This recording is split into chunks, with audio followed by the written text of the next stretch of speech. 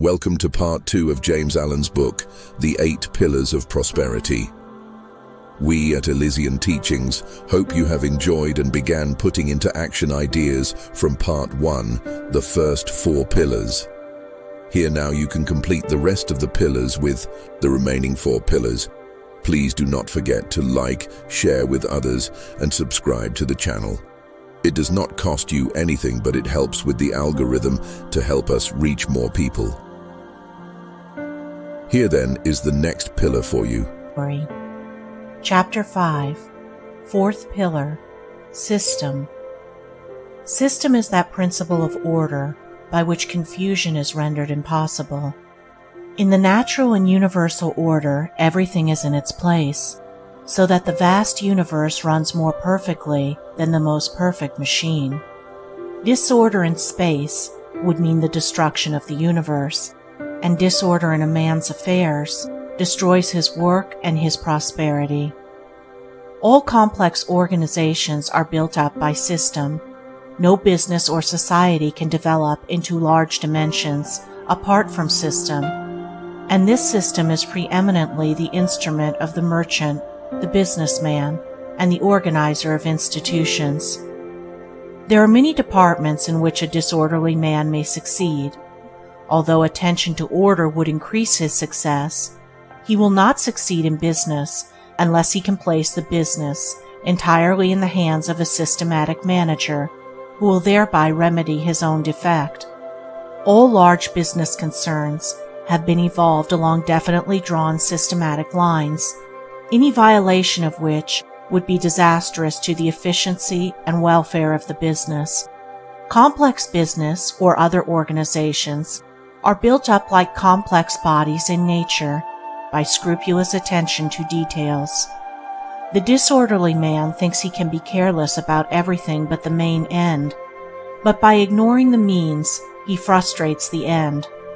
By the disarrangement of details, organisms perish, and by the careless neglect of details, the growth of any work or concern is prevented. Disorderly people waste an enormous amount of time and energy. The time frittered away in hunting for things is sufficient, were if it conserved by order, to enable them to achieve any success, for slovenly people never have a place for anything, and have to hunt, frequently for a long time, for any article that they require. In the irritation, bad humor, and chagrin which this daily hunting for things brings about, as much energy is dissipated as would be required to build up a big business, or scale the highest heights of achievement in any direction.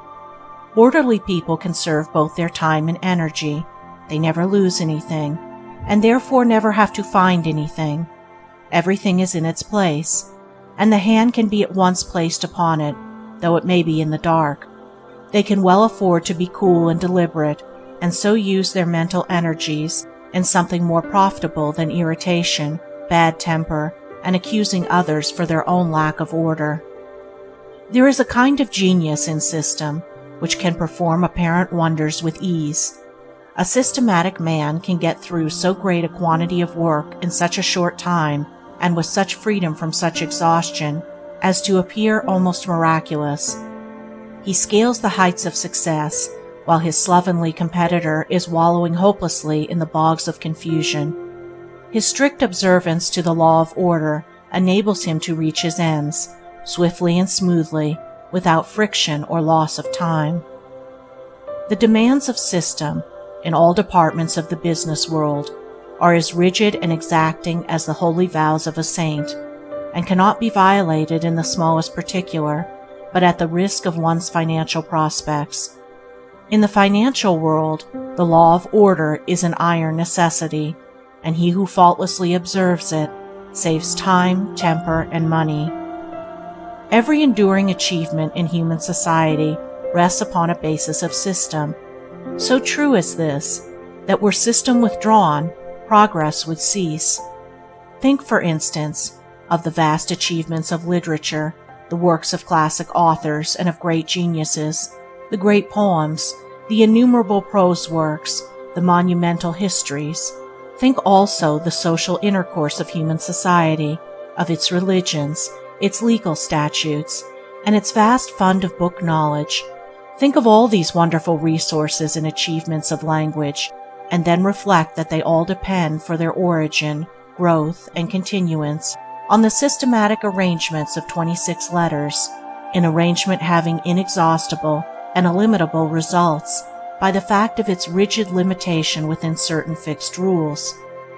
Again, all the wonderful achievements of mathematics have come from the systematic arrangement of 10 figures, while the most complex piece of machinery, with its thousands of parts working together smoothly and almost noiselessly to the achievement of the end for which it was designed, was brought forth by the systematic observance of a few mechanical laws. Herein we see how system simplifies that which is complex, how it makes easy that which was difficult, how it relates an infinite variety of details of the one central law or order, and so enables them to be dealt with and accounted for with perfect regularity and with an entire absence of confusion. The scientist names and classifies the myriad details of the universe, from the microscopic rotifer to the telescopic star, by his observance of the principles of system, so that out of many millions of objects, reference can be made to any object in, at most, a few minutes. It is this faculty of speedy references and swift dispatch which is of such overwhelming importance in every department of knowledge and industry, and the amount of time and labor thus saved to humanity is so vast as to be incomprehensible. We speak of religious, political, and business systems, and so on, indicating all things in human society are welded together by the adhesive qualities of order. System is, indeed, one of the great fundamental principles in progress, and in the binding together, in one complete whole, of the world's millions of human beings, while they are at the same time each striving for a place, and are competing with one another in opposing aims and interest. We see here how system is allied with greatness, for the many separate units whose minds are untrained to the discipline of system are kept in their places by the organizing power of the comparatively few who perceive the urgent and inescapable necessity for the establishment of fixed and inviolable rules, whether in business, law, religion, science, or politics, in fact, in every sphere of human activity, for immediately when two human beings meet together, they need some common ground of understanding for the avoidance of confusion, in a word, some system to regulate their actions. Life is too short for confusion, and knowledge grows and progress proceeds along avenues of system which prevent retardation and retrogression, so that he who systematizes his knowledge or business simplifies and enhances it for his successor, enabling him to begin, with a free mind, where he left off. Every large business has its system, which renders its vast machinery workable, enabling it to run like a well-balanced and well-oiled machine. A remarkable businessman, a friend of mine, once told me that he could leave his huge business for 12 months and it would run on without a hitch till his return, and he does occasionally leave it for several months while traveling, and on his return every man, boy and girl, every tool, book and machine, every detail down to the smallest, is in its place doing its work as when he left, and no trouble, no difficulty, no confusion has arisen. There can be no marked success part of a love of regularity and discipline, and the avoidance of friction, along with the restfulness and the efficiency of mind which spring from such regularity. People who abhor discipline, whose minds are ungoverned and anarchic, and who are careless and irregular in their thinking, their habits, and the management of their affairs, cannot be highly successful and prosperous, and they fill their lives with numerous worries, troubles, difficulties, and petty annoyances, all of which would disappear under a proper regulation of their lives. An unsystematic mind is an untrained mind, and it can no more cope with well-disciplined minds in the race of life than an untrained athlete can successfully compete with a carefully trained competitor in athletic races.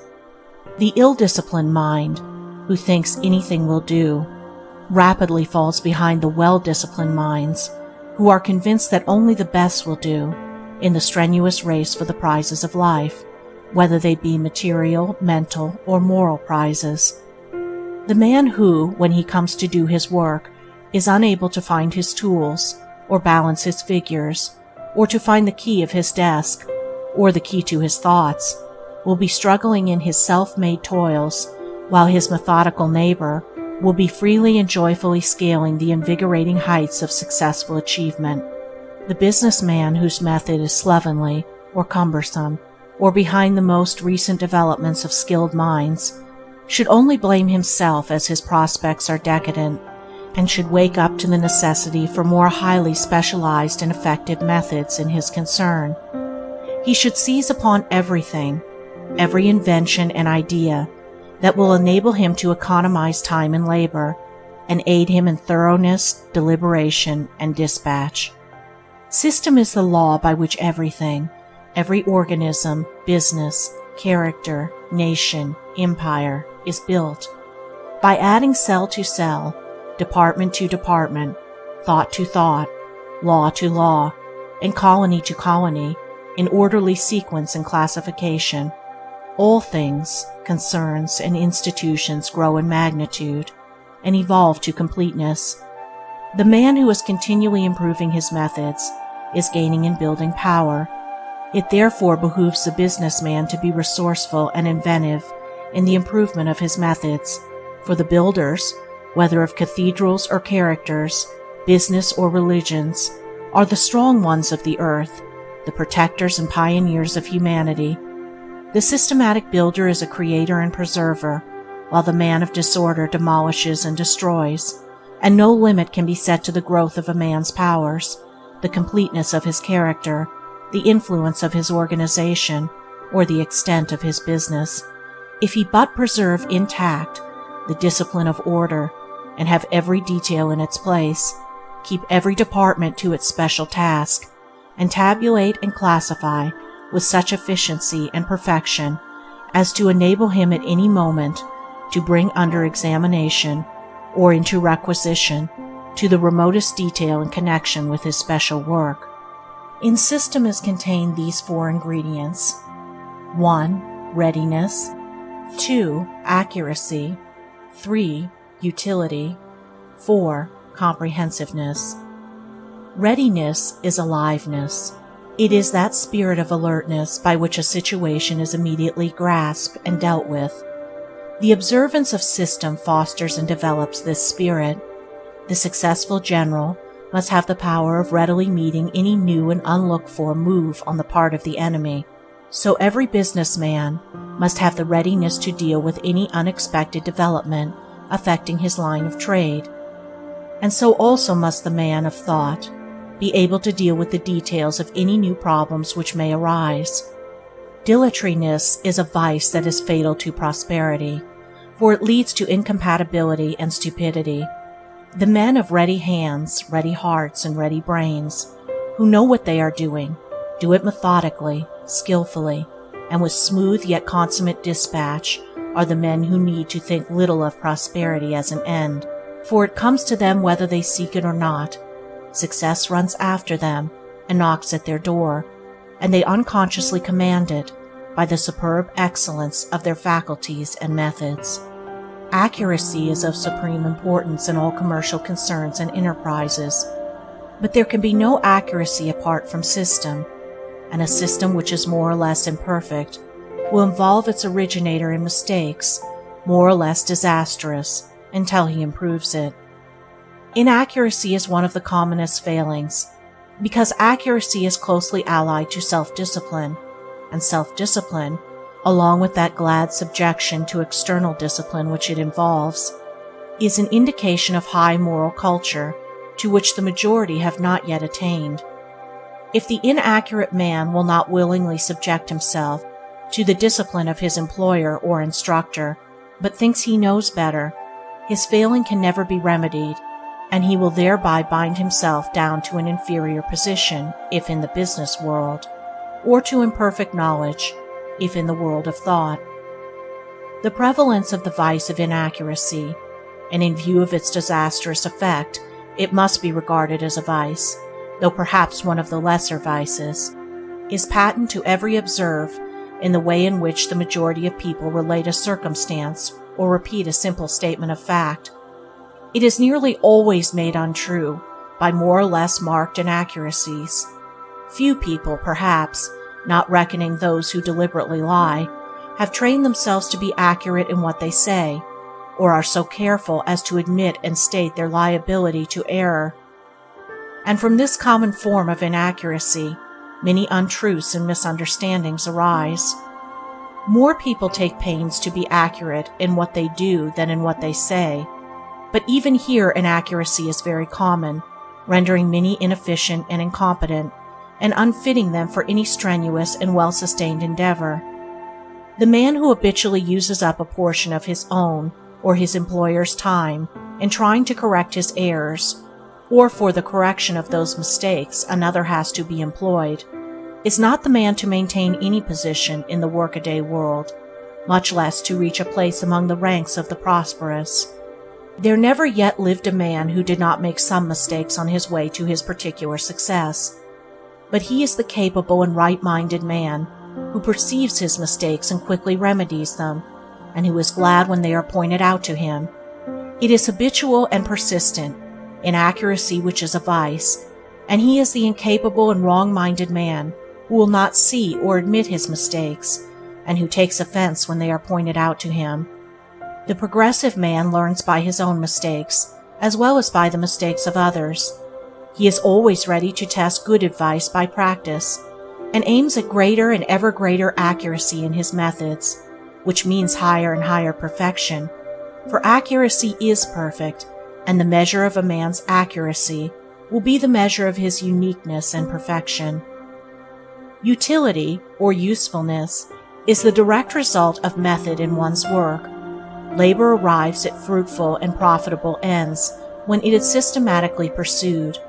If the gardener is to gather in the best produce, he must not only sow and plant, but he must sow and plant at the right time, and if any work is to be fruitful in results, it must be done seasonably, and the time for doing a thing must not be allowed to pass by. Utility considers the practical end, and employs the best means to reach that end. It avoids side issues, dispenses with theories, and retains its hold only on those things which can be appropriated to good use in the economy of life. Unpractical people burden their minds with useless and unverifiable theories, and court failure by entertaining speculations which by their very nature cannot be applied in practice. The man whose powers are shown in what he does, and not in mere talking or arguing, avoids metaphysical quibbling and quandaries, and applies himself to the accomplishment of some good and useful end. That which cannot be reduced to practice should not be allowed to hamper the mind. It should be thrown aside, abandoned, and ignored.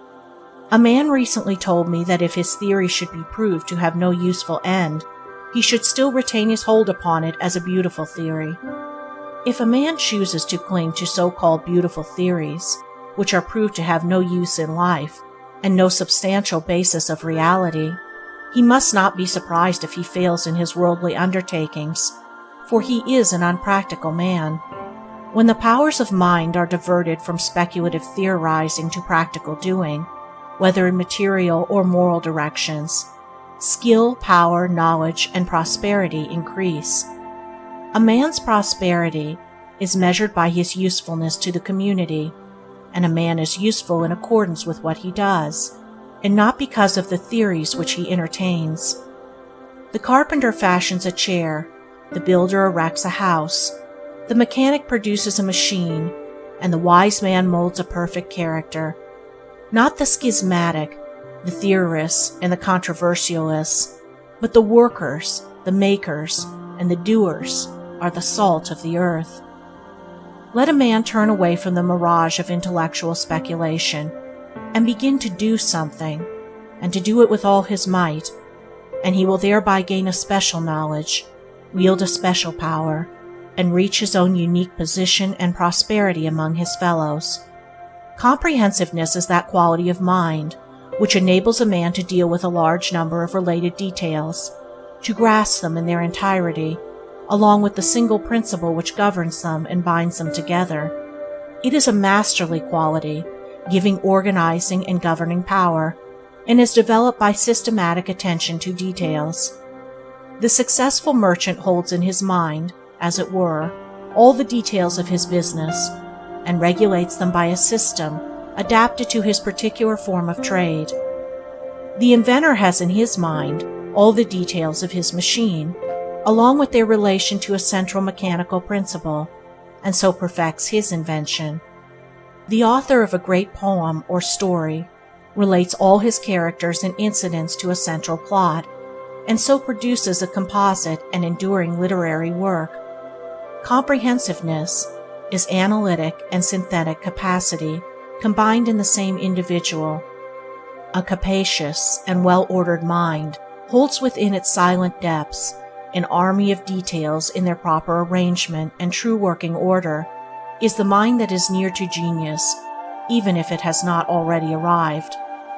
A man cannot be a genius, nor does he need to be, but he can be gradually evolving his mental capacity by careful attention to system in his thoughts and business, and as his intellect depends and broadens his powers, will be intensified and his prosperity accentuated. Such then are the four corner pillars in the Temple of Prosperity, and of themselves they are sufficient to permanently sustain it without the addition of the remaining four. The man who perfects himself in energy, economy, integrity, and system will achieve an enduring success in the work of his life, no matter what the nature of that work may be. It is impossible for one to fail who is full of energy, who carefully economizes his time and money, and virtuously husbands his vitality, who practices unswerving integrity, and who systematizes his work by first systematizing his mind. Such a man's efforts will be rightly directed, and that too with concentrated power, so that they will be effective and fruitful. In addition, he will reach a manliness and an independent dignity which will unconsciously command respect and success, and will strengthen weaker ones by its very presence in their midst. Seest thou a man diligent in business? He shall stand before kings. He shall not stand before mean men, says Scripture of such a one. He will not beg or whimper or complain or cynically blame others, but will be too strong and pure and upright a man to sink himself so low. And so, standing high in the nobility and integrity of his character, he will fill a high place in the world in the estimation of men. His success will be certain, and his prosperity will endure. He will stand and not fall in the battle of life. End of Chapter 5. Recording by Andrea Fiore. Chapter 6. Fifth Pillar. Sympathy. The remaining pillars are the four central pillars in the Temple of Prosperity. They give it greater strength and stability, and add both to its beauty and utility. They contribute greatly to its attractiveness, for they belong to the highest moral sphere, and therefore to great beauty and nobility of character. They indeed make a man great, and place him among the comparatively few whose minds are rare, and that shine apart in sparkling purity and bright intelligence.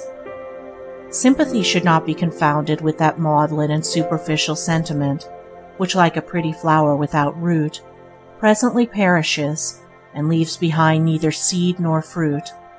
To fall into hysterics about some suffering abroad is not sympathy, neither are bursts of violent indignation against the cruelties and injustices of others any indication of a sympathetic mind. If one is cruel at home, if he badgers his wife, or beats his children, or abuses his servants, or stabs his neighbors with shafts of bitter sarcasm, what hypocrisy is his profession of love for the suffering people who are outside the immediate range of his influence? What shallow sentiment informs his bursts of indignation against the injustice and hard-heartedness in the world around him? Says Emerson of such, "Go love thy infant, love thy woodchopper, be good-natured and modest, have that grace, and never varnish your hard, uncharitable ambition with this incredible tenderness for black folk 1,000 miles off. Thy love afar is spite at home." The test of a man is in his immediate acts, not in ultra sentiments, and if those acts are consistently informed with selfishness and bitterness, if those at home hear his steps with dread and feel a joyful relief on his departure, how empty are his expressions of sympathy for the suffering or downtrodden, how futile his membership of a philanthropic society. Though the well of sympathy may feed the spring of tears, that spring more often draws its supply from the dark pool of selfishness, for when selfishness is thwarted, it spends itself in tears. Sympathy is a deep, silent, inexpressible tenderness, which is shown in a consistently self-forgetful, gentle character. Sympathetic people are not gushing and spasmodic, but are permanently self-restrained, firm, quiet, unassuming and gracious. Their undisturbed demure, where the suffering of others is concerned, is frequently mistaken for indifference by shallow minds, but the sympathetic and discerning eye recognizes, in their quiet strength and their swiftness to aid while others are weeping and wringing their hands, the deepest, soundest sympathy. Lack of sympathy is shown in cynicism, ill-natured sarcasm, bitter ridicule, taunting and mockery, and anger and condemnation, as well as in that morbid and false sentiment which is a theoretical and assumed sympathy, having no basis in practice. Lack of sympathy arises in egotism. Sympathy arises in love. Egotism is involved in ignorance. Love is allied to knowledge. It is common with men to imagine themselves as separate from their fellows, with separate aims and interests, and to regard themselves as right and others wrong in their respective ways. Sympathy lifts a man above this separate and self-centered life and enables him to live in the hearts of his fellows and to think and feel with them. He puts himself in their place and becomes, for the time being, as they are. As Whitman, the hospital hero, expresses it, "I do not ask the wounded person. It is a kind of impertinence to question a suffering creature. Suffering calls for aid and tenderness, not for curiosity, and the sympathetic man or woman feels the suffering and ministers to its alleviation. Nor can sympathy boast, and wherever self-praise enters in, sympathy passes out. If one speaks of his many deeds of kindness and complains of the ill treatment he has received in return, he has not done kindly deeds, but has yet to reach that self-forgetful modesty which is the sweetness of sympathy. Sympathy, in its real and profound sense, is oneness with others in their strivings and sufferings, so that the man of sympathy is a composite being. He is, as it were, a number of men, and he views a thing from a number of different sides, and not from one side only, and that his own particular side. He sees with other men's eyes, hears with their ears, thinks with their minds, and feels with their hearts. He is thus able to understand men who are vastly different from himself. The meaning of their lives is revealed to him, and he is united to them in the spirit of goodwill. Said Balzac, "The poor fascinate me. Their hunger is my hunger. I am with them in their homes. Their privations I suffer. I feel the beggar's rags upon my back. I for the time become the poor and despised man." It reminds us of the saying of one greater than Balzac, that a deed done for a suffering little one was done for him. And so it is. Sympathy leads us to the hearts of all men, so that we become spiritually united to them, and when they suffer we feel the pain. When they are glad we rejoice with them. When they are despised and persecuted, we spiritually descend with them into the depths, and take into our hearts their humiliation and distress. And he who has this binding, uniting spirit of sympathy can never be cynical and condemnatory, can never pass thoughtless and cruel judgments upon his fellows, because in his tenderness of heart he is ever with them in their pain. But to have reached this ripened sympathy, it must be that one has loved much, suffered much, and sounded the dark depths of sorrow. It springs from acquaintance with the profoundest experiences, so that a man has had conceit, thoughtlessness, and selfishness burnt out of his heart. No man can have true sympathy who has not been, in some measure at least, a man of sorrows and acquainted with grief. But the sorrow and grief must have passed, must have ripened into a fixed kindness and habitual calm. To have suffered so much in a certain direction that suffering is finished, and only its particular wisdom remains, enables one, wherever that suffering presents itself, to understand and deal with it by pure sympathy. And when one has been perfected by suffering in many directions, he becomes a center of rest and healing for the sorrowing and broken-hearted who are afflicted with the afflictions which he has experienced and conquered. As a mother feels the anguish of her suffering child, so the man of sympathy feels the anguish of suffering men. Such is the highest and holiest sympathy, but a sympathy much less perfect is a great power for good in human life, and a measure of it everywhere and every day is needed. While rejoicing in the fact that in every walk of life there are truly sympathetic people, one also perceives that harshness, resentment, and cruelty that are all too common. These hard qualities bring their own sufferings, and there are those who fail in their business or particular work entirely because of the harshness of their disposition. A man who is fiery and resentful, or who is hard, cold, and calculating, with the springs of sympathy dried up within him, even though he be otherwise an able man, will, in the end, scarcely avoid disaster in his affairs. His heated folly in the one case, or cold cruelty in the other, will gradually isolate him from his fellows, and from those who are immediately related to him in his particular avocation, so that the elements of prosperity will be eliminated from his life, leaving him with a lonely failure, and perhaps a hopeless despair.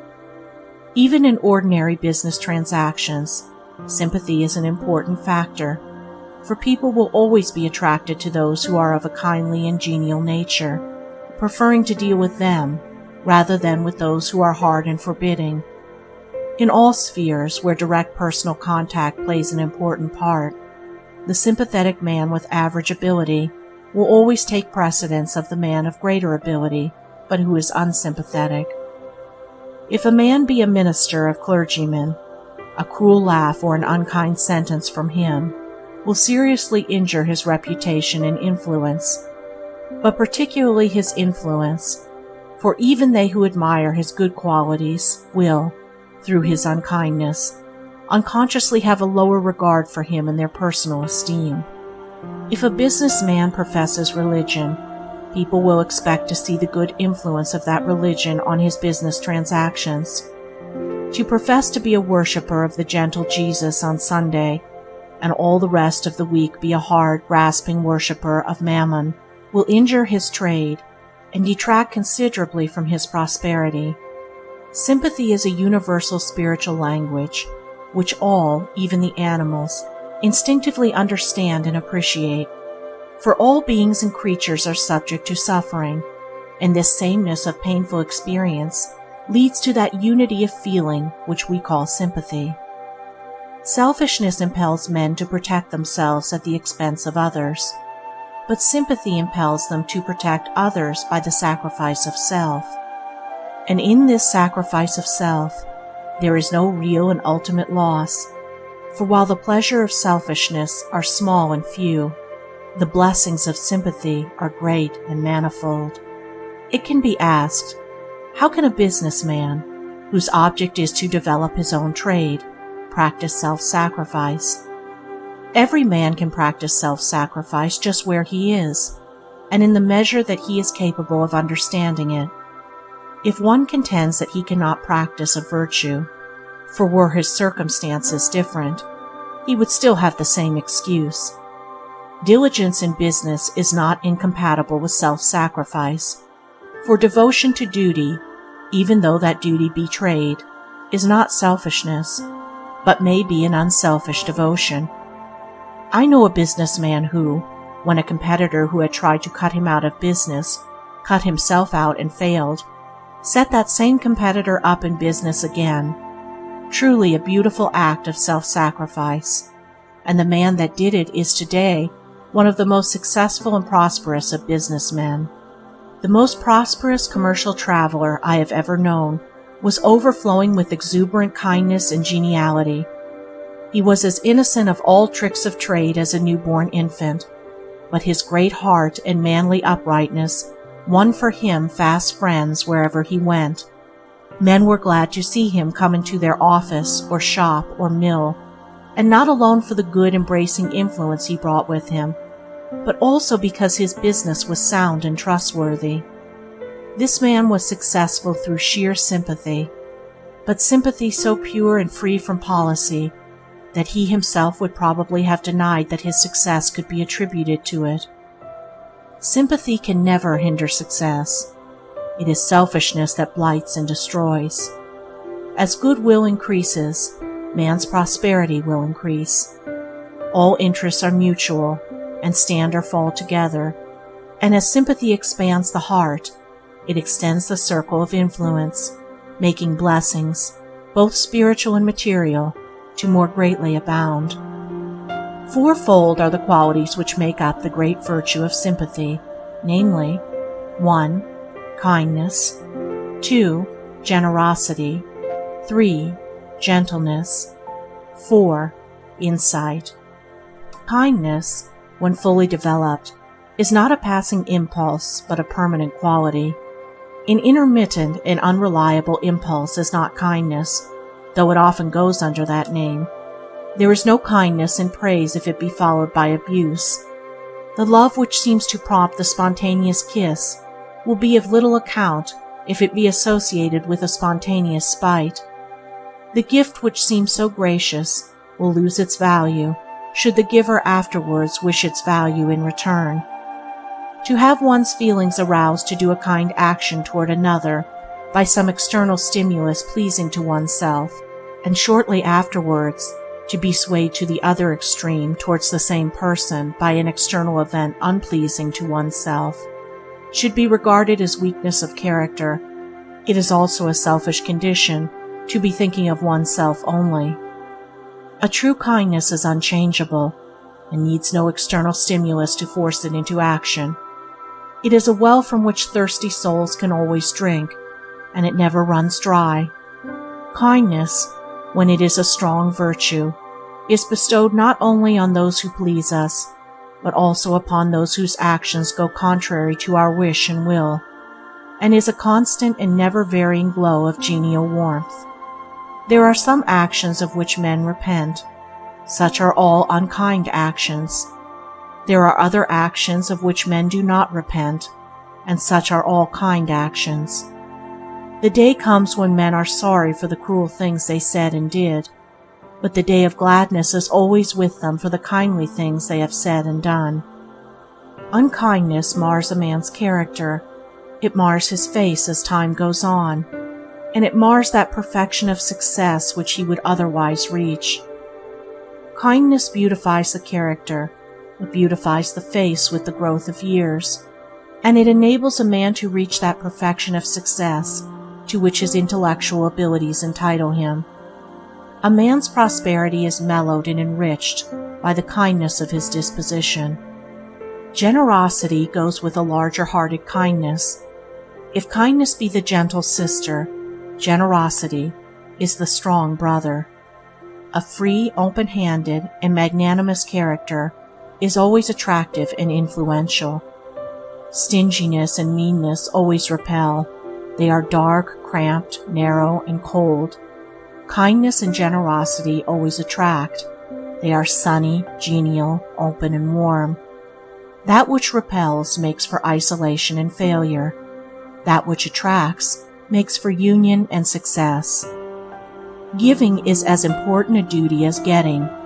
and he who gets all he can and refuses to give will at last be unable to get, for it is as much a spiritual law that we cannot get unless we give, as that we cannot give unless we get. Giving has always been taught as a great and important duty by all religious teachers. This is because giving is one of the highways of personal growth and progress. It is a means by which we attain to greater and greater unselfishness, and by which we prevent the falling back into selfishness. It implies that we recognize our spiritual and social kinship with our fellow men, and are willing to part with a position of that which we have earned or possess, for a man who, the more he gets, hungers for more still, and refuses to loosen his grasp upon his accumulating store, like a wild beast with its prey, is retrogressing. He is shutting himself out from all the higher joy-giving qualities, and from free and life-giving communion with unselfish, happy human hearts. Dickinson's Scrooge in A Christmas Carol represents the condition of such a man with graphic vividness and dramatic force. Our public men in England today, probably also in America, are nearly all, I think I might say all, for I have not yet met an exception, great givers.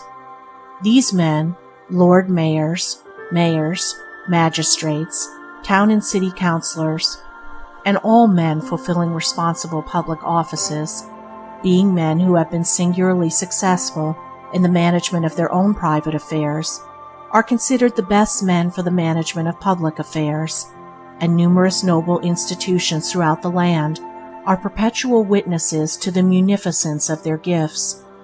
Nor have I been able to find any substantial truth in accusation, so often hurled against such men by the envious and unsuccessful, that their riches are made unjustly. Without being perfect men, they are an honorable class of manly, vigorous, generous, and successful men who have acquired riches and honor by sheer industry, ability, and uprightness. Let a man beware of greed, of meanness, of envy, of jealousy, of suspicion, for these things, if harbored, will rob him of all that is best in life, even all that is best in material things, as well as all that is best in character and happiness. Let him be liberal of heart and generous of hand, magnanimous and trusting, not only giving cheerfully and often of his substance, but allowing his friends and fellow men freedom of thought and action. Let him be thus, and honor, plenty, and prosperity will come knocking at the door for admittance as his friends and guests. Gentleness is akin to divinity. Perhaps no quality is so far removed from all that is coarse, brutal, and selfish as gentleness, so that when one is becoming gentle, he is becoming divine. It can only be acquired after much experience and through great self-discipline. It only becomes established in a man's heart when he has controlled and brought into subjection his animal voice, a distinct, firm, but quiet enunciation, and freedom from excitement, vehemence, or resentment in particularly aggravating circumstances. If there is one quality which, above all others, should distinguish the religious man, it is the quality of gentleness, for it is the hallmark of spiritual culture. The rudely aggressive man is an affront to cultivated minds and unselfish hearts. Our word gentleman has not altogether departed from its original meaning. It is still applied to one who is modest and self-restrained, who is considerate for the feelings and welfare of others. A gentle man, whose good behavior is prompted by thoughtfulness and kindliness, is always loved, whatever may be his origin. Quarrelsome people make a display in their bickering and recriminations of their ignorance and lack of culture. The man who has perfected himself in gentleness never quarrels. He never returns the hard word. He leaves it alone, or meets it with a gentle word, which is far more powerful than wrath. Gentleness is wedded to wisdom, and the wise man has overcome all anger in himself, and so understands how to overcome it in others. The gentleman is saved from most of the disturbances and turmoils with which uncontrolled men afflict themselves. While they are wearing themselves out with wasteful and needless strain, he is quiet and composed, and such quietness and composure are strong to win in the battle of life. Insight is the gift of sympathy. The sympathetic mind is the profoundly perceiving mind. We understand by experience and not by argument. Before we can know a thing or being, our life must touch its or his life. Argument analyzes the outer skin, but sympathy reaches to the heart. The cynic sees the hat and coat and thinks he sees the man. The sympathetic seer sees the man and is not concerned with the hat and coat. In all kinds of hatred, there is a separation by which each misjudges the other. In all kinds of love, there is a mystic union by which each knows the other. Sympathy, being the purest form of this, the greatest poet, because he has the largest heart. No other figure in all literature has shown such a profound knowledge of the human heart, and of nature both animate and inanimate. The personal Shakespeare is not to be found in his works. He is merged by sympathy into his characters. The wise man and the philosopher, the madman and the fool, the drunkard and the harlot, these he, for the time into their particular experiences, knew them better than they knew themselves. Shakespeare has no partiality, no prejudice. His sympathy embraces all, from the lowest to the highest. Prejudice is the great barrier to sympathy and knowledge. It is impossible to understand those against whom one harbors a prejudice. We only see men and things as they are when we divest our minds of partial judgments. We become seers as we become sympathizers. Sympathy has knowledge for her companion. Inseparable are the feeling heart and the seeing eye. The man of pity is the man of prophecy. He whose heart beats in tune with all hearts, to him the contents of all hearts are revealed. Nor are past and future any longer insoluble mysteries to the man of sympathy. His moral insight apprehends the perfect round of human life. Sympathetic insight lifts a man into the consciousness of freedom, gladness, and power. His spirit inhales joy as his lungs inhale air.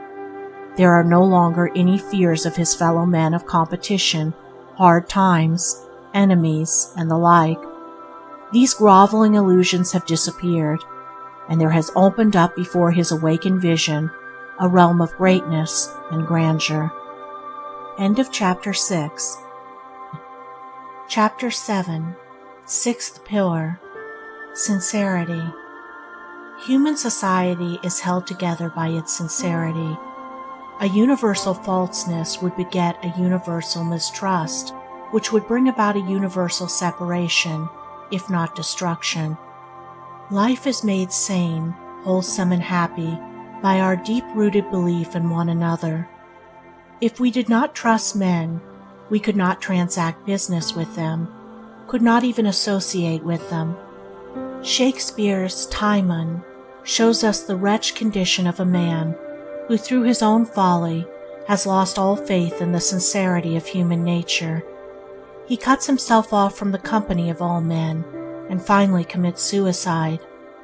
Emerson has said something to the effect that if the trust system were withdrawn from commerce, society would fall to pieces, that system being an indication of the universal confidence men place in each other. Business, commonly supposed by the short-sighted and foolish to be all fraud and deception, is based on great trust, a trust that men will meet and fulfill their obligations.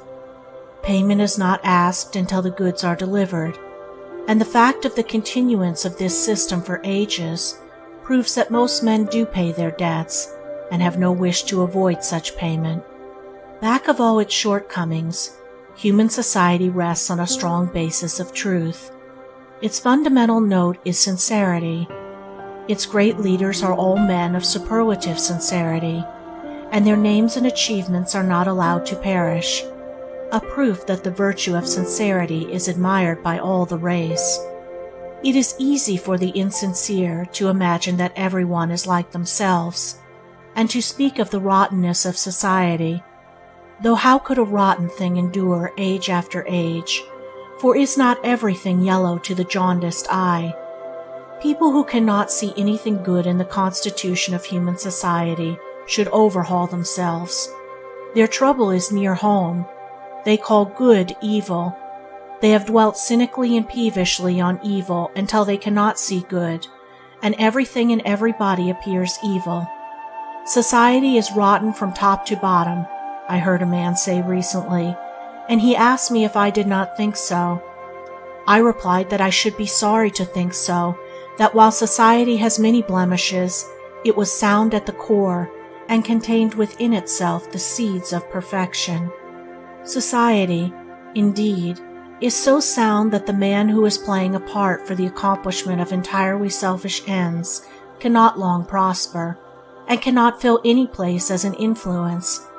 He is soon unmasked, and the fact that such a man can, for a brief period, batten on human credulity, speaks well for the trustfulness of men, if it reveals their lack of wisdom. An accomplished actor on the stage is admired, but the designing actor on the stage of life brings himself down to ignominy and contempt. In striving to appear what he is not, he becomes as one having no individuality, no character, and he is deprived of all influence, all power, all success. A man of profound sincerity is a great moral force, and there is no force, not even the highest intellectual force, that can compare with it. Men are powerful in influence according to the soundness and perfection of their sincerity.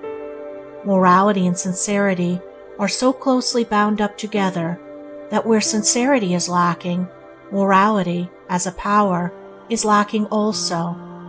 For insincerity undermines all the other virtues, so that they crumble away and become of no account. Even a little insincerity robs a character of all its nobility, and makes it common and contemptible. Falseness is so despicable a vice, and no man of moral weight can afford to dally with petty compliments, or play the fool with trivial and howsoever light in order to please, and he is no longer strong and admirable, but is become a shallow weakling, whose mind has no deep well of power from which men can draw, and no satisfying richness to stir them in a worshipful regard.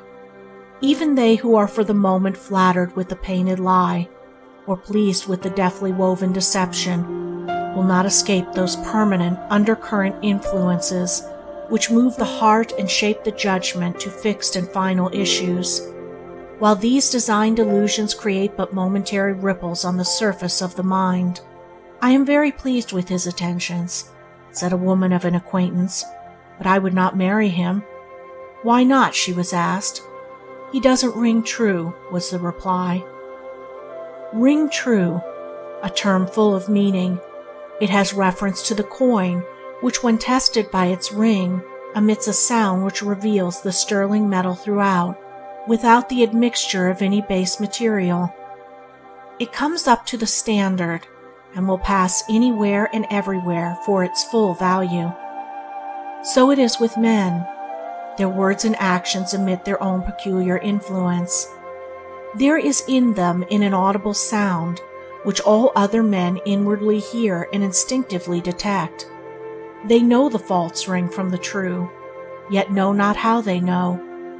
As the outer ear can make the most delicate distinctions in sounds, so the inner ear can make equally subtle distinctions between souls. None are ultimately deceived but the deceiver.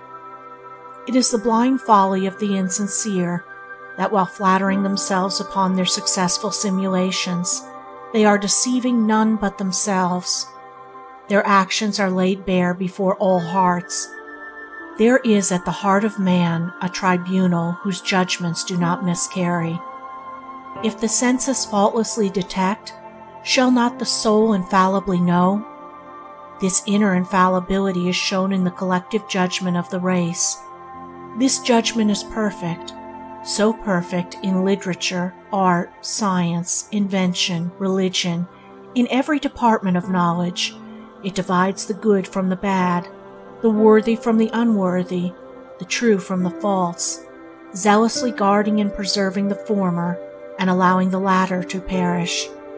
The works, words, and deeds of great men are the heirlooms of the race, and the race is not careless of their value. 1,000 men write a book, and only one is a work of original genius. Yet the race singles out that one, elevates and preserves it, while it consigns the 999 copyists to oblivion. 10,000 men utter a sentence under a similar circumstance, and only one is a sentence of divine wisdom. Yet the race singles out that saying for the guidance of posterity, while the other sentences are heard no more. It is true that the race slays its prophets, but even that slaying becomes a test which reveals the true ring, and men detect its tureens. The slain one has come up to the standard, and the deed of his slaying is preserved as furnishing infallible proof of his greatness. As the counterfeit coin is detected and cast back into the melting pot, while the sterling coin circulates among all men and is valued for its worth, so the counterfeit word, deed, or character is perceived and is left to fall back into nothingness from which it emerged, a thing unreal, powerless, and dead. Spurious things have no value, whether they be bric-a-brac or men. We are ashamed of imitations that try to pass for the genuine article. Falseness is cheap. The masquerader becomes a byword. He is less than a man. He is a shadow, a spook, a mere mask. Trueness is valuable. The sound-hearted man becomes an exemplar. He is more than a man. He is a reality, a force, a molding principle. By falseness all is lost. Even individuality dissolves, for falseness is nonentity, nothingness. By trueness everything is gained, for trueness is fixed, permanent, and real. It is important that we be real, that we harbor no wish to be other than what we are, that we stimulate no virtue, assume no excellency, adopt no disguise. The hypocrite thinks he can hoodwink the world and the eternal law of the world. There is but one person that he hoodwinks, and that is himself, and for that the law of the world inflicts its righteous penalty. There is an old theory that the excessively wicked are annihilated. I think to be a pretender is to come as near to annihilation as a man can get, for there is a sense in which a man is gone, and in his place there is but a mirage of shams. The hell of annihilation which so many dread, he has descended into, and to think that such a man can prosper is to think that shadows can do the work of entities and displace a real man. If any man thinks he can build up a successful career on pretenses and appearances, let him pause before sinking into the abyss of shadows, for in insincerity there is no solid ground, no substance, no reality. There is nothing on which he can stand, and no material with which to build, but there are loneliness, poverty, shame, confusion, fears, suspicions, weeping, groaning, and lamentations. For if there is one hell lower, darker, and fouler than all the others, it is the hell of insincerity. 4 beautiful traits adorn the mind of the sincere man, and these are: 1. Simplicity. 2. Attractiveness. 3. Penetration. 4. Power. Simplicity is naturalness.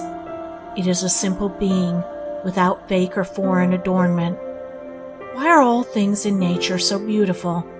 Because they are natural. We see them as they are, no task they might wish to appear, for in sooth they have no wish to appear otherwise. There is no hypocrisy in the world of nature outside of human nature. The flower which is so beautiful in all eyes would lose its beauty in all eyes, would nature look upon reality, and its beauty and perfection gladden and amaze us. We cannot find anywhere a flaw, and are conscious of our incapacity to improve upon anything, even to the most insignificant. Everything has its own particular perfection, and shines in the beauty of unconscious simplicity. Of the modern social cries, it is back to nature. It is generally understood to mean a cottage in the country and a piece of land to cultivate. It will be of little use to go into the country if we take our shams with us, and any veneer which we may cling to can well be washed off just where we are. It is good that they who feel burdened with the conventions of society should fly to the country and court the quiet of nature, but it will fail if it by anything but a means to that inward redemption which will restore us to the simple and the true. But though humanity has wandered from the natural simplicity of the animal world, it is moving toward a higher, divine simplicity. Men of great genius are such because of their spontaneous simplicity.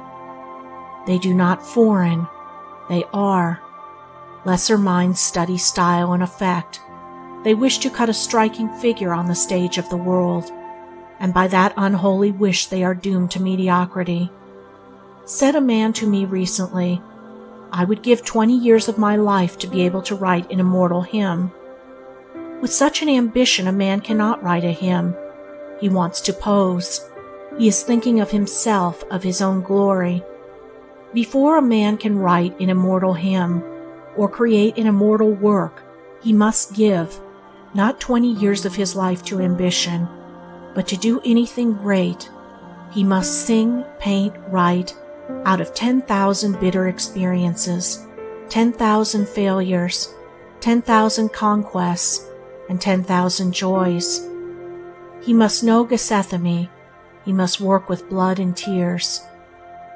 Restraining his intellect and moral powers, and returning to simplicity, a man becomes great. He forfeits nothing real. Only the shams are cast aside, revealing the standard gold of character.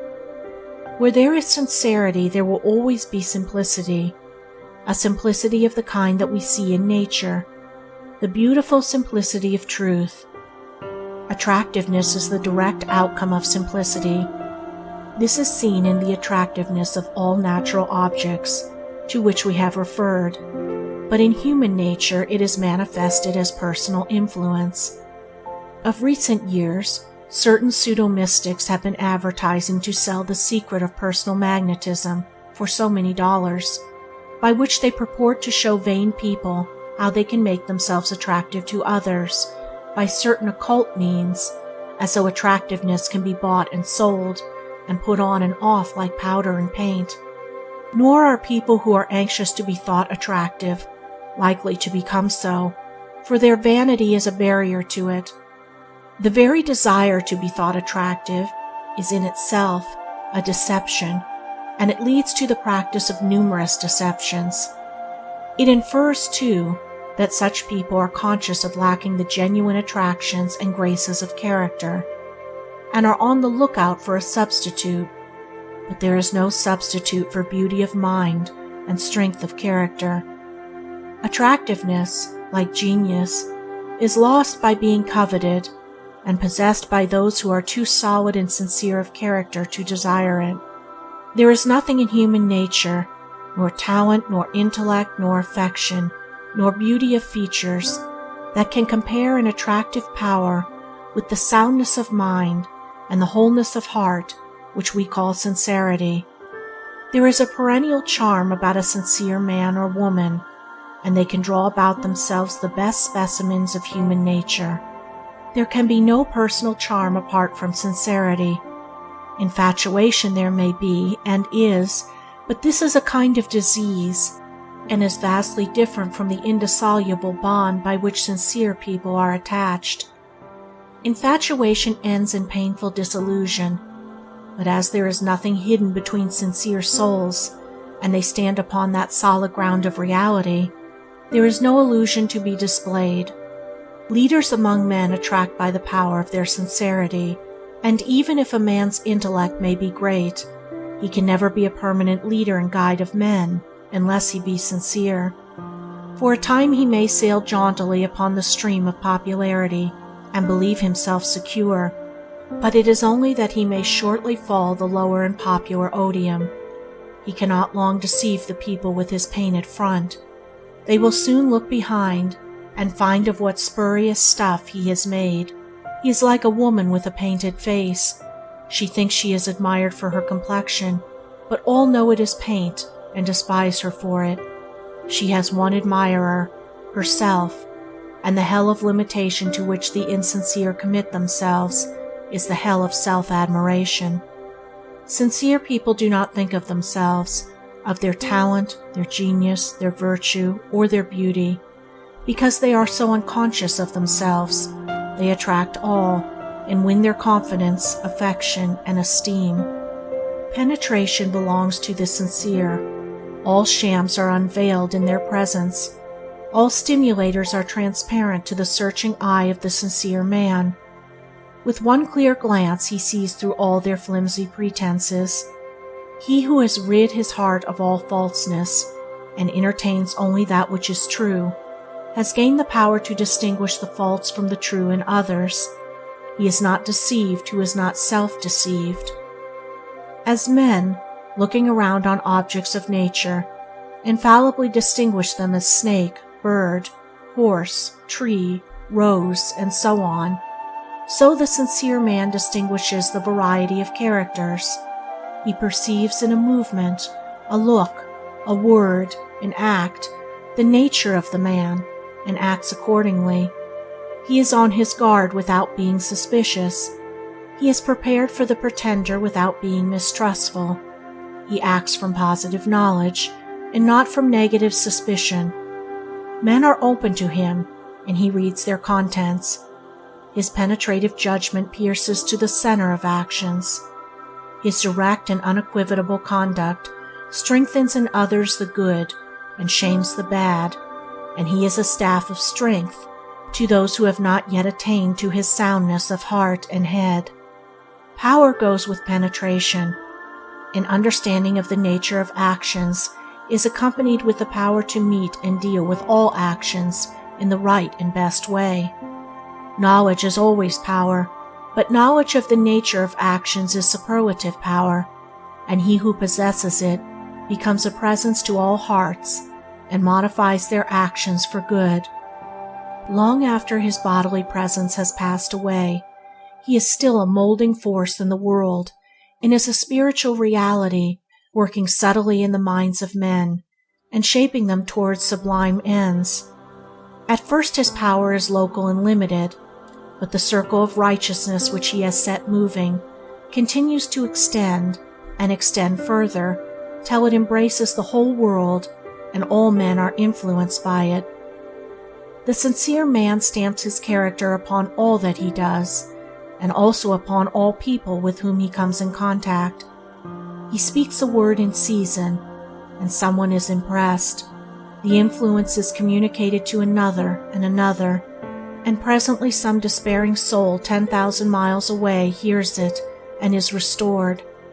Such a power is prosperity in itself, and its worth is not to be valued in coin. Money cannot purchase the priceless jewels of character, but labor and right doing can, and he who makes himself sincere, who acquires a robust soundness through his entire being, will become a man of singular success and rare power. Such is the strong pillar of sincerity. Its supporting power is so great that once it is completely erected, the temple of prosperity is secure. Its walls will not crumble, its rafters will not decay, its roof will not fall in. It will stand while the man lives, and when he has passed away, it will continue to afford a shelter and a home for others through many generations. End of Chapter 7. Chapter 8. Seventh Pillar. Impartiality. To get rid of prejudice is a great achievement. Prejudices pile obstacles in a man's way, obstacles to health, success, happiness, and prosperity. so that he is continually running up against imaginary enemies, who, when prejudice is removed, are seen to be a friend. Life, indeed, is a sort of obstacle race to the man of prejudice, a race wherein the obstacles cannot be negotiated and the goal is not reached, whereas to the impartial man, life is a day's walk in a pleasant country, with refreshment and rest at the end of the day. To acquire impartiality, a man must remove that innate egotism which prevents him from seeing anything from any point of view other than his own. A great task, truly, but a notable one, and one that can be well begun now, even if it cannot be finished. Truth can remove mountains, and prejudice is a range of mental mountains beyond which the partisan does not see, and of which he does not believe there is any beyond. These mountains removed, however, opens to the view the unending vista of mental variety, blended in one glorious picture of light and shade, of color and tone, gladdening beholding eyes. By clinging to stubborn prejudice, what joys are missed, what friends are sacrificed, what happiness is destroyed, and what prospects are blighted. And yet freedom from prejudice is a rare thing. There are few men who are not prejudiced partisans upon the subjects which are of interest to them. One rarely meets a man that will dispassionately discuss his subject from both sides, considering all the facts and weighing all the evidence so as to arrive at truth on the matter. Each partisan has his own case to make out. He is not searching for truth, for he is already convinced that his own conclusion is the truth, and that all else is error, but he is defending his own case and striving for victory. Neither does he attempt to prove that he has the truth by a calm array of facts and evidence, but defends his position with more or less heat and agitation. Prejudice causes a man to form a conclusion, sometimes without any basis of fact or knowledge, and then to refuse to consider anything which does not support that conclusion, and in this way prejudice is a complete barrier to the attainment of knowledge. It binds a man down to darkness and ignorance, and prevents the development of his mind in the highest and noblest directions. More than this, it shuts him out from communion with the best minds, and confines him to the dark and solitary cell of his own egotism. Prejudice is shutting up the mind against the entrance of new light, against the perception of more beauty, against the hearing of diviner music. The partisan clings to his little fleeting, flimsy opinion, and thinks it is the greatest thing in the world. He is so in love with his own conclusion, which is his only form of self-love, that he thinks all men ought to agree with him, and he regards men as more or less stupid who do not see as he sees, while he praises the good judgment of those who are with him in his view. Such a man cannot have knowledge, cannot have truth. He is confined to the sphere of opinion, to his own self-created illusions, which is outside the realm of reality. He moves in a kind of self-infatuation, which prevents him from seeing the commonest facts of life, while his own theories, usually more or less groundless, assume in his mind overpowering proportions. He fondly imagines that there is but one side to everything, and that side is his own. There are at least two sides to everything, and he it is who finds the truth in a matter, is he who carefully examines both sides with all freedom from excitement, and without any desire for the predominance of one side over another. In its divisions and controversies, the world at large is like two lawyers defending a case. The counsel for the prosecution presents all the facts which prove his side, while the counsel for the defense presents all the facts which support his contention, and each belittles or ignores, or tries to reason away, the facts of the other. The judge in this case, however, is like the impartial thinker among men. Having listened to all the evidence on both sides, he compares and sifts it so as to form an impartial summing up in the cause of justice. Not that this universal partiality is a bad thing, nor, as in all other extremes, nature here reduces the opposition of conflicting parties to a perfect balance. Moreover, it is a factor in evolution. It stimulates men to think who have not yet developed the power to rouse up vigorous thought at will, and it is a phase through which all men have to pass. But it is only a byway, and a tangled, confused, and painful one, toward the great highway of truth. It is the arc of which impartiality is the perfect round.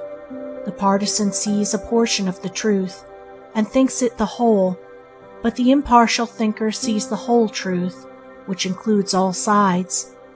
It is necessary that we see truth in sections, as it were, until, having gathered up all the parts, we may piece them together and form the perfect circle, and forming such a circle is the attainment of impartiality. The impartial man examines, weighs, and considers, with freedom from prejudice and from likes and dislikes. His one wish is to discover the truth. He abolishes preconceived opinions and lets facts and evidence speak for themselves. He makes no case to make out for himself, for he knows that truth is unalterable, that his opinions can make no difference to it, and that it can be investigated and discovered.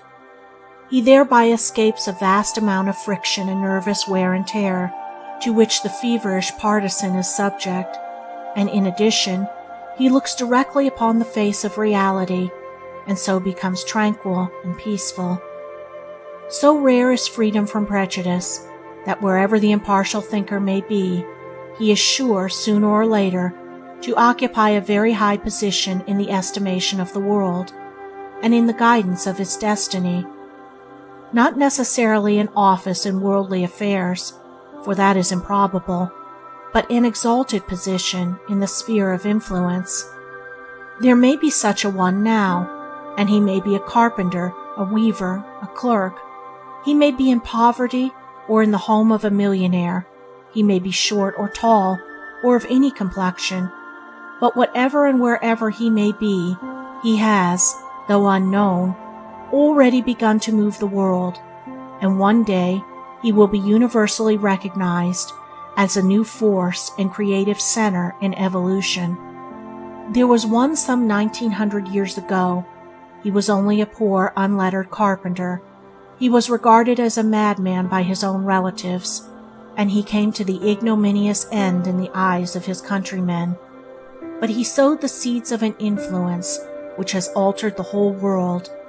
There was another such in India some 25 centuries ago. He was accomplished, highly educated, was the son of a capitalist and landed proprietor, a petty king. He became a penniless, homeless mendicant, and today 1/3 of the human race worship at his shrine and are restrained and elevated by his influence. Beware when the great God lets loose a thinker on this plane, says Emerson, and a man is not a thinker who is bound by prejudice. He is merely the strenuous upholder of an opinion. Every idea must pass through the medium of his particular prejudice and receive its color, so that dispassionate thinking and impartial judgment are rendered impossible. Such a man sees everything only in its relation, or imagined relation, to his opinion, whereas the thinker sees things as they are. The man who has so purified his mind of prejudice and of all imperfections of egotism as to be able to look directly upon reality has reached the acme of power. He holds it in his hands, as it were, the vastest influence, and he will wield this power whether he knows it or not. It will be inseparable from his life, and will go from him as perfume from the flower. It will be in his words, his deeds, in his bodily postures and the motions of his mind, even in his silence and the stillness of his frame. Wherever he goes, even though he should fly to the desert, he will not escape this lofty destiny, for a great thinker is the center of the world. By him all men are held in their orbits, and all thought gravitates toward him. The true thinker lives above and beyond the seething whirlpool of passion in which mankind is engulfed. He is not swayed by personal consideration, for he has grasped the importance of impersonal principles, and thus being a non-combatant in the clashing warfare of egotistic desires, he can, from the vantage point of an impartial but not indifferent watcher, see both sides equally and grasp the cause and meaning of the fray. Not only the great teachers, but the greatest figures in literature are those who are free from prejudice, who, like true mirrors, affect things impartially. Such are Whitman, Shakespeare, Balzac, Emerson, Homer. These minds are not local, but universal. Their attitude is cosmic and not personal. They contain within themselves all things and beings, all worlds and laws. They are the gods who guide the race, and who will bring it at last out of its fever of passion and into their own serene land. The true thinker is the greatest of men, and his destiny is the most exalted. The altogether impartial mind has reached the divine, and it basks in the full daylight of reality. The four great elements of impartiality are: 1. Justice. 2. Patience. 3. Calmness. 4. Wisdom. Justice is the giving and receiving of equal values. What is called striking a hard bargain is a kind of theft. It means that the purchaser gives value for only a portion of his purchase, the remainder being appropriated as clear gain. The seller also encourages it by closing the bargain. The just man does not try to gain an advantage. He considers the true values of things and molds his transactions in accordance therewith. He does not let what will pay come before what is right, for he knows that what is right pays best in the end. He does not seek his own benefit to the disadvantage of another, for he knows that a just action benefits, equally and fully, both parties to a transaction. If one man's loss is another man's gain, it is only that the balance may be adjusted later on. Unjust gains cannot lead to prosperity, but are sure to bring failure. A just man could no more take from another an unjust gain by what is called a smart transaction that he could take it by picking his pocket. He would regard the one as dishonest as the other. The bargaining spirit in business is not the true spirit of commerce. It is the selfish and thieving spirit, which wants to get something for nothing. The upright man purges his business of all bargaining, and builds it on the more dignified basis of justice. He supplies a good article at its right price, and does not alter. He does not soil his hands with any business which is tainted and fraud. His goods are genuine, and they are properly priced. Customers who try to beat down a tradesman in their purchases are degrading themselves. Their practice assumes one or both of two things, namely, that either the tradesman is dishonest and is overcharging, a low and suspicious attitude of mind, or that they are eager to cajole him out of his profit, an equally base attitude, and so benefit by his loss. The practice of bearing down is altogether a dishonest one, and the people who pursue it most assiduously are those who complain most of being imposed on, and this is not surprising, seeing that they themselves are all the time trying to impose on others. On the other hand, the tradesman who is anxious to get all he can out of his customers, irrespective of justice and the right value of things, is a kind of robber, and is slowly poisoning his success, for his deeds will assuredly come home to him in the form of financial ruin. Said a man of 50 to me the other day, "I have just discovered that all my life I have been paying 50% more for everything than I ought to." A just man cannot feel that he has ever paid too much for anything, for he does not close with any transaction which he considers unjust. But if a man is eager to get everything at half price, then he will always be meanly and miserably mourning that he is paying double for everything. The just man is glad to pay full value for everything, whether in giving or receiving, and his mind is untroubled, and his days are full of peace. Let a man avoid all meanness, and strive to be ever more and more perfectly just. For if he be not just, he can be neither honest nor generous nor manly, but is a kind of disgusted thief, trying to get all he can, and give back as little as possible. Let him eschew all bargaining, and teach bargainers a better way, by conducting his business with that exalted dignity which commands a large and meritorious success. Patience is the brightest jewel in the character of the impartial man. Not a particular patience with a particular thing, like a girl with her needlework, or a boy building his toy engine, but an unswerving considerateness, a sweetness of disposition at all times and under the most trying circumstances, an unchangeable and gentle strength which no trial can mar and no persecution can break. A rare possession, it is true, and one not to be expected for a long time, yet from the bulk of mankind, but a virtue that can be reached by a degree, and even a partial patience will work wonders in a man's life and affairs, as a confirmed impatience will work all devastation. The irascible man is courting speedy disaster, for who will care to deal with a man who is continually going off like ground powder when some small spark of complaint or criticism falls upon him? Even his friends will one by one desert him, for who would court the company of a man who rudely assaults him with an impatient and fiery tongue over every little difference or misunderstanding? A man must work to wisely control himself, and to learn the beautiful lessons of patience, if he is to be highly prosperous, and if he is to be a man of use and power. He must learn to think of others, to act for their good, and not alone for himself, to be considerate, forbearing, and long-suffering. He must study how to have a heart at peace with men who differ from him on those things which he regards as most vital. He must avoid quarreling as he would avoid drinking a deadly poison. Discords from without will be continually overtaking him, but he must fortify himself against them. He must study how to bring harmonies out of them by the exercise of patience. Strife is common. It pains the heart and distorts the mind. Patience is rare. It enriches the heart and beautifies the mind.